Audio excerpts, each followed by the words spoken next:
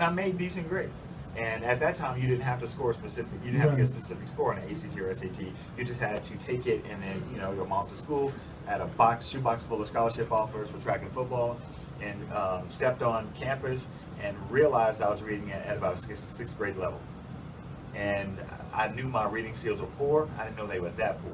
So that first semester, I think I had a 1.1 or 0.9 GPA because I couldn't keep up. I didn't have the study skills.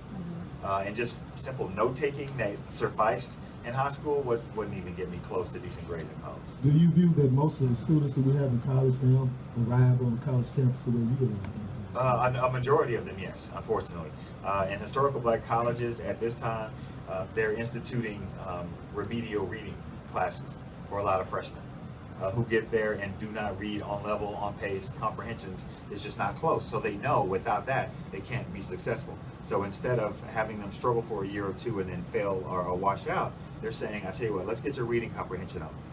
And then we'll get you situated, and then you'll have a natural flow like the rest of the students. So how did you get your learning? Not your learning, but your reading comprehension. Basically taught myself how to read faster and better. And it started over a month period. When everyone went home for winter break, and I realized after an English professor told me not everybody on the college campus belongs on college campus.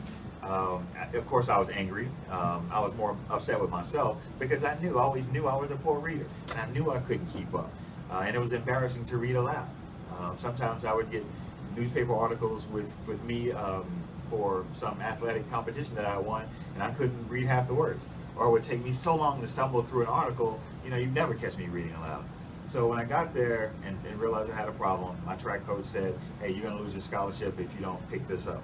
It's obvious that you report it to every class. You don't have an absentee problem, but you're not scoring well. You have to take this more seriously. And I couldn't tell him that I was doing the best I could. It just wasn't good enough.